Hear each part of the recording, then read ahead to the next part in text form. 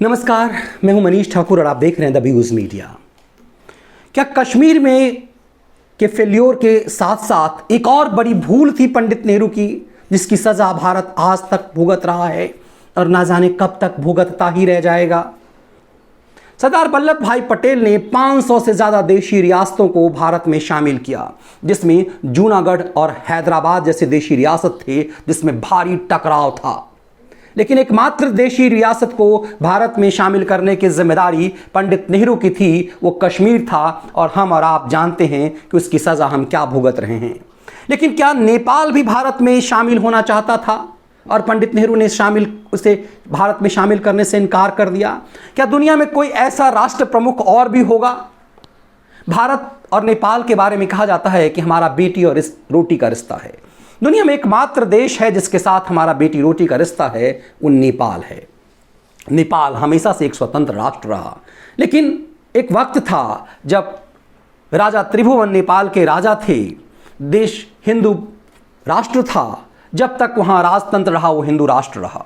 और त्रिभुवन ये चाहते थे कि जिस तरह से देशी रियासत भारत में मिले हैं, एक नामक राजा के रूप में वो रहें और भारत में नेपाल को शामिल कर लिया जाए। पंडित नेहरू के पास ये प्रस्ताव दिया गया, लेकिन उन्होंने इसे खारिज कर दिया। भारत के पूर्व राष्ट्रपति, कांग्रेस के कद्दावर नेता रहे, देश के पूर्व वित्त मंत्री और प्रणब मुखर्जी ने अपनी किताब द प्रेसिडेंशियल ईयर में पूरा इसका विश्लेषण किया है। और उन्होंने कहा कि यदि पंडित नेहरू की जगह यह प्रस्ताव इंदिरा गांधी को मिलता तो स्थिति कुछ और होती। कांग्रेस के कद्दावर नेता रहे प्रणब मुखर्जी की पूरी आस्था पंडित नेहरू के प्रति रही, लेकिन उन्होंने कहा कि नेहरू की बड़ी भूल रही जिसकी सजा आज भारत भुगत रहा है। दरअसल एक समय था कि चीन के प्रति अगाध आस्था थी पंडित नेहरू की, और वो हिंदी चीनी भाई भाई तो कहते थे, लेकिन नेपाल के प्रति उनकी कोई आस्था नहीं थी, क्योंकि नेपाल एक हिंदू राष्ट्र था। और पंडित नेहरू कहते थे कि वो एक्सीडेंटली, दुर्भाग्यवश हिंदू हैं, और उनका पूरा चरित्र, उनका पूरा संस्कार एक ईसाई वाला रहा। भारत के गांधी के द्वारा थोपे गए भारत के प्रधानमंत्री पंडित नेहरू को भारत का नव निर्माता कहा जाता है, आधुनिक भारत का नव निर्माता। लेकिन उस पंडित नेहरू ने नेपाल को भारत में क्यों नहीं स्वीकार किया? उन्होंने नेपाल से कहा कि आप एक स्वतंत्र राष्ट्र हैं, आपका वजूद एक स्वतंत्र राष्ट्र की तरह ही रहना चाहिए। दरअसल ये सब कुछ सिर्फ नेपाल के साथ जो कुछ भी किया, उन्होंने ये चीन को खुश रखने के लिए किया, क्योंकि चीन से पंडित नेहरू संभवतः डरते थे, या फिर चीन के वामपंथी एजेंडे से वो प्रभावित थे।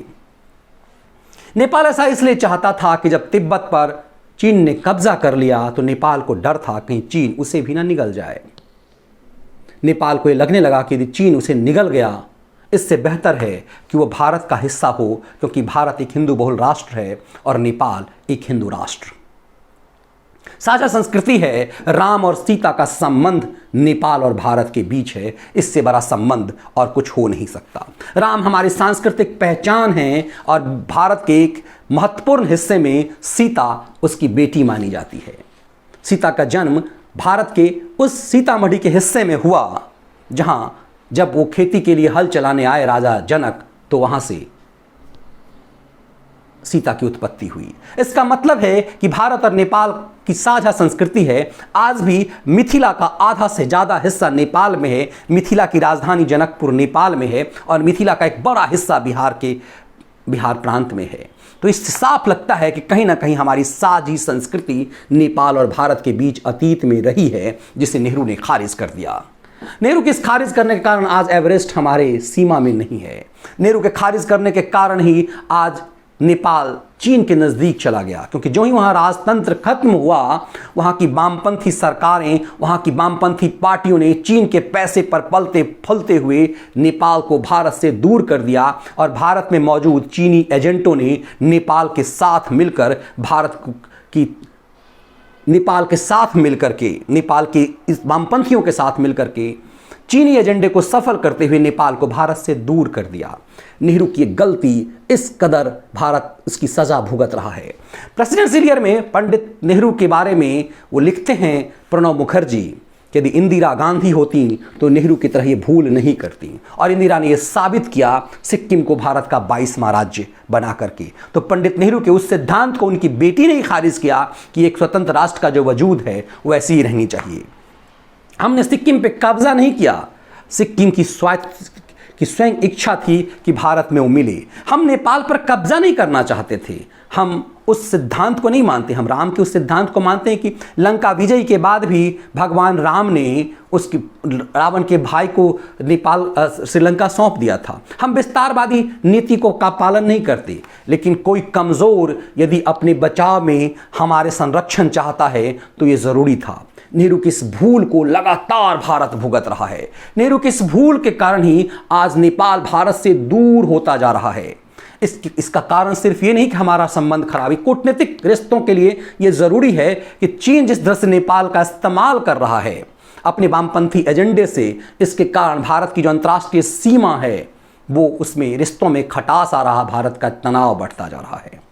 आज यदि नेपाल भारत के साथ होता तो सांस्कृतिक विरासत जो भारत की है वो और भी मजबूत होती। भारत का विभाजन ही दो राष्ट्र सिद्धांत पर हिंदू मुस्लिम के आपस में एक साथ ना रहने के कारण हुई। जिन्ना ने इसी जिद में भारत को विभाजित किया कि हिंदू और मुसलमान दो अलग अलग कौम हैं जो साथ नहीं रह सकते। नेपाल यदि भारत का अभिन्न हिस्सा होता तो आज हमारी सांस्कृतिक विरासत मजबूत होती, कूटनीतिक स्थिति हमारी मजबूत होती, एवरेस्ट हमारी सीमा में होता, बहुत कुछ होता। नेहरू की सिर्फ कश्मीर की गलती नहीं जिसे हम आज भी भुगत रहे हैं, पीढ़ी दर पीढ़ी हम उसे भुगत रहे हैं। नेहरू की एक गलती जो नेपाल के रूप में हुई, इसके बारे में कथा कहानियां ही थी, लेकिन एक फैक्ट के रूप में भारत के पूर्व राष्ट्रपति ने जो चीज़ें लिखी है उससे यह साबित हुआ कि जिसे हम भारत का नव निर्माता सालों तक कहते रहे, उसने भारत की सांस्कृतिक चरित्र को, भारत के नव निर्माण को किस तरह से चोटिल किया है। नेपाल को भारत में शामिल करने की नेपाली राजा के प्रस्ताव को खारिज कर देने से की कीमत भारत किस कदर भुगत रहा है ये आज हम सब देख रहे हैं। यदि ये विश्लेषण आपको पसंद आए तो चैनल को लाइक और सब्सक्राइब ज़रूर कीजिएगा। बहुत बहुत धन्यवाद।